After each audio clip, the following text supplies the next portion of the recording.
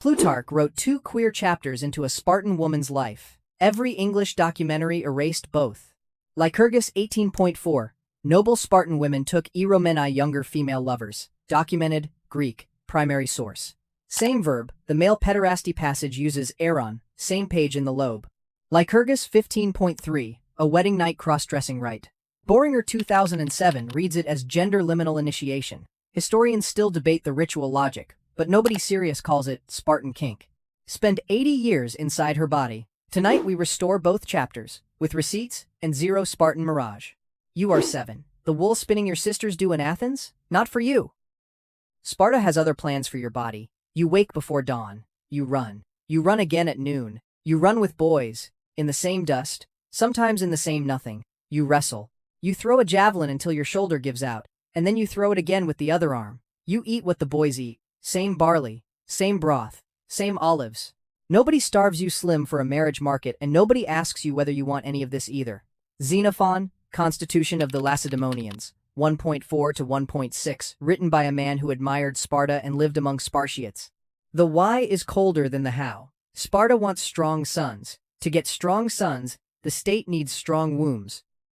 So your training is not a feminist accident. It is eugenic optimization. Phrase first, body second. Hold up. Real quick receipts. Xenophon is a fan. He is writing in Athens, praising a regime he wished his own polis had. Read him as evidence that the training existed. Don't read him as proof it was kind. Spartan girls eating the same as Spartan boys is documented. It being good for any individual girl is not. So at 7, your body becomes state property, not metaphor. Property. The first chapter, every documentary tells you. Hold on to that frame. It cracks open in 15 minutes. When Plutarch hands us a second chapter, the same editors deleted. You are 14. The training does not stop. It gets a stage. Festival nights. You stand in a chorus, lightly clothed or naked, depending on which scholar you trust. You sing. You mock. You praise. Older men watch. Older women watch closer. Your voice is not background, it is the audition. The Spartan state uses your tongue the way it used your legs, to shape the next generation. Praise the brave, shame the coward. Make marriage feel inevitable. Plutarch, Moralia 240c to 242d, the sayings of Spartan women. Plutarch wrote them around 100 CE. Notice the year. Pump the brakes. Plutarch is writing 700 years after archaic Sparta fell. 700.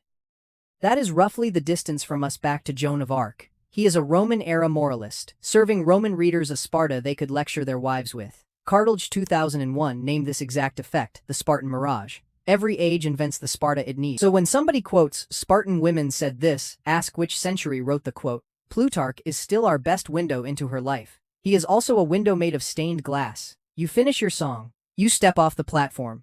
The man watching you is not the one you will be matched with. The woman watching you, however, she is older, maybe 28. Her hair is short. Married Spartan women cut it after their wedding night, which is its own chapter. But that is not tonight. She finds you after the chorus.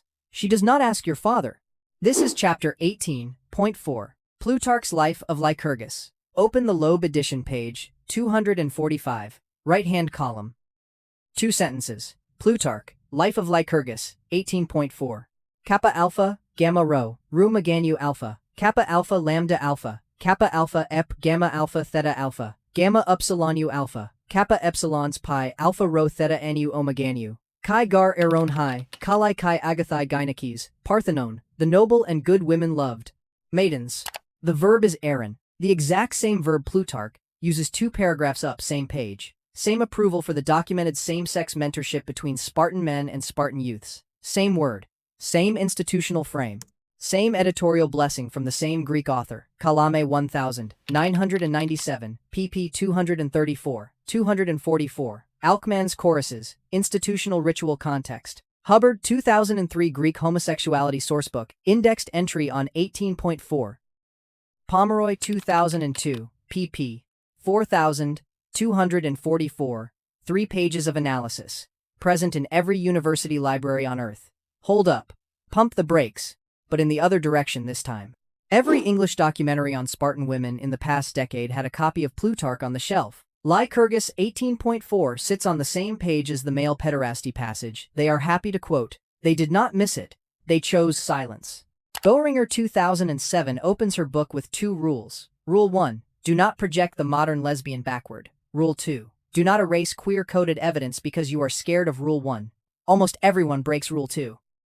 Cartilage 2001 calls the cover-up part of the Spartan mirage. Every century invents the Sparta it can stomach. The 21st century invented one without her. So, documented same-sex mentorship. Not kink. Not speculation. Chapter 18.4. Receipts on the screen. She takes your hand. Maybe she has done this before. Maybe she has not. Plutarch does not tell us. The archive is not a romance novel and we will not turn it into one. What he does tell us is that she will teach you, she will praise you. She will be watched by older women the way older men watched older boys, and the city will not stop her. For 2,500 years the chapter sat there in Greek. Tonight, the chapter is yours. In a year or so, the city will hand you to a husband. That ceremony has its own deletion.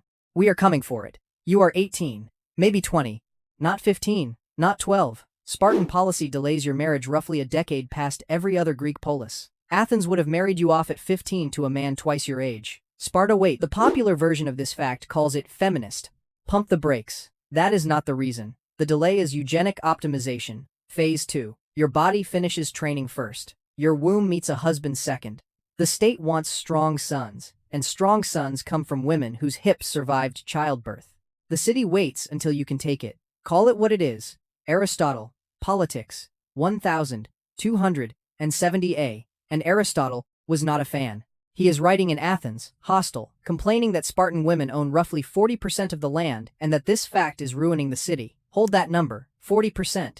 We come back to it in 7 minutes, and we come back to whether the number is real. Hodkinson, 2000 Property and Wealth in Classical Sparta. He argues the 40% figure may be rhetorical exaggeration, an Aristotelian rant dressed as data. Store it. We detonate it in Section 9. For now, the husband you get does not court you. He does not visit your father with gifts. He takes you in the dark. He cuts your hair. He puts you in a man's cloak. That is chapter 15.3. That chapter, every documentary also erased. The room is dark on purpose. A woman you have never met before tonight takes you by the wrist. She is the bridesmaid. That is the kindest translation. She cuts your hair to the scalp, not a trim, a man's cut. She lays you down on a straw mattress, alone. She puts a man's cloak on your shoulders and sandals on your feet. Then she leaves. The lamp goes out. Your husband comes in the dark. He does not see your face. You do not see his. He leaves before sunrise. He goes back to his barracks. This happens, on and off, for years. Plutarch, Life of Lycurgus, 15.3. They cut her hair to the skin, dressed her in a man's cloak and sandals, and laid her down alone on a pallet. Pomeroy 2002, Spartan Women, pp. 4,244. 3 full pages on this ritual. Screenshotable. Every university library holds the book. Xenophon, Constitution of the Lacedaemonians 1.40-1.6 corroborates the staged secrecy of the union. Real quick receipts. And a hedge. Boehringer 2007 reads chapter 15.3 as documented gender-liminal initiation. Not Spartan kink, not a trans icon across 2,500 years because that would be anachronism, and Boehringer's own Rule 1 forbids it. Some scholars read the ritual as a fertility staging.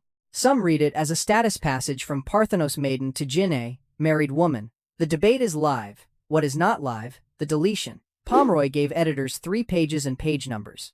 They had it. They cut it. Cartilage 2001 named the cover The Spartan Mirage Prefers a Tidy Bride. For any transmasc viewer who has been told your ancestors are speculation, chapter 15.3. Greek. Documented. Hedged. Yours. Light comes back to the room. Your hair will not grow back for a year. Your husband will not stay the night for longer than the city has put you in a man's cloak to make a child, and that is the second chapter Plutarch handed us. And the second chapter every English documentary in the past decade put a knife through. 2 chapters restored.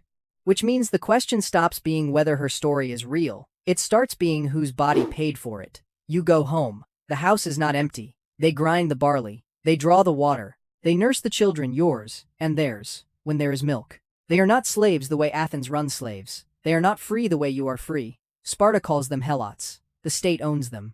Specifically, the state owns the women called Messenian.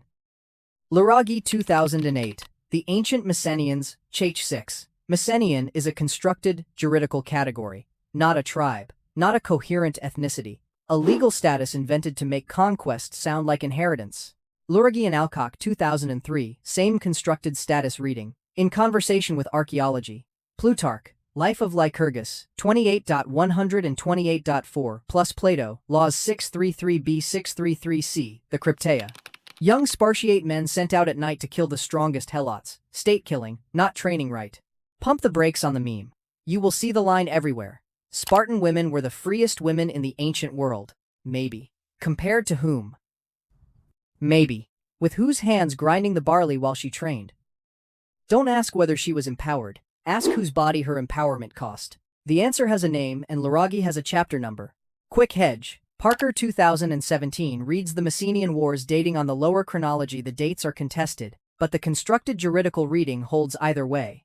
The Messenian woman at your hearth does not have a chapter in Plutarch. No eromenai passage, no gender-liminal wedding, no Pomeroy page. The archive that gave you 2 restored chapters gave her 0. That absence is not neutral. That absence is the cost. You are 30. The Messenian woman at your hearth has buried 2 children too, but nobody recorded the name. You have buried 1 son. Yours has a marker. You have 2 more sons. The older one is leaving for his first campaign this morning. You hand him his shield. You do not cry. The neighbor woman watches. The neighbor woman is the audit. The line you are supposed to say is famous. Most people watching this can quote half of it. Come back with this shield or on it. Plutarch, Moralia 241 F Sayings of Spartan Women. The line is right there. Notice the year. Again, pump the brakes. Same brakes as before. Plutarch wrote that quote around 100 CE. Archaic Sparta, the Sparta that actually fought at Thermopylae, fell roughly 700 years earlier. That is the distance from us back to Joan of Arc. Cartilage 2001 coined the phrase for what is happening here. The Spartan mirage. Every age invents the Sparta it needs, and Plutarch's age needed a Sparta that could lecture Roman wives into compliance. The shield or on it line is real on the page. It is also Roman-era propaganda, dressed in archaic costume, sold back to us in the 21st century as her actual voice. A window, made of stained glass. Still our best one, and still glass. You say the line. Maybe you mean it. Maybe you do not. Plutarch does not record your face. He records your tongue. And only because your tongue served his point. The machine that erased Lycurgus 18.4 and 15.3 is the same machine that kept Moralia 241F. It is not a neutral archive. It is an edit. Tonight, we are reading the edit out loud. You are 40. Your husband died at Plataea. Your older son died at Mantinea. The younger one is still out there, in Messenia, doing the city's other work. The house is yours now. In Athens, a widow at 40 would already have been rehanded to her dead husband's brother. In Sparta, the property comes to you. The field too. The helot labor on it. Whoever survives you, inherits through you, not around you. Aristotle, Politics, 1270. A written from Athens, hostile, and angry. Aristotle says Spartan women own roughly 2/5 40% of the land of Lacedaemon. He is not happy about it. He thinks it is ruining the city. Remember section 5. I told you we would come back. Real quick receipts. And a hedge as big as the receipt. The 40% number gets quoted everywhere. Tumblr posts, textbook intros, half the documentaries that erased Lycurgus 18.4. 40%, 40%, 40%. 2. Hodkinson 2000 Property and Wealth in Classical Sparta, read the Greek carefully and argued the figure is rhetorical exaggeration. Aristotle is in Athens, decades after the relevant period, making a polemical point about why Sparta is collapsing. The number is doing political work. It may be roughly accurate. It is not data.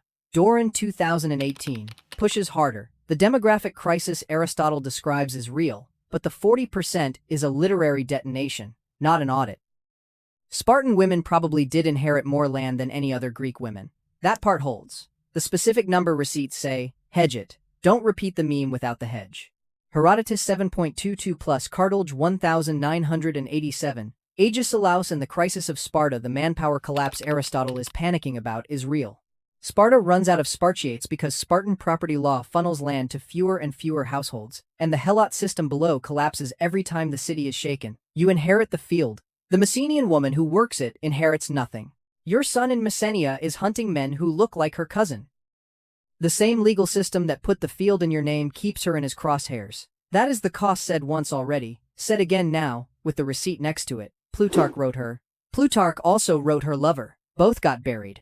2,500 years on the page. Greek text. Same paragraph rhythm, same verb, same editorial approval. Lycurgus, 18.4. The noble women loved maid. Lycurgus, 15.3. The bride's haircut, the cloak, the dark room. 2 restored chapters. The editors who kept Shield or on it, kept it because it served them. The editors who cut 18.4 and 15.3 cut them for the same reason. An archive is never the past. An archive is who got to choose. Sparta did not erase her. Sparta wrote her down. The Spartan mirage erased her. And the mirage has a citation now. Next time a documentary tells you Spartan women were the freest women in the ancient world, ask 3 things. Ask them where Lycurgus 18.4 went.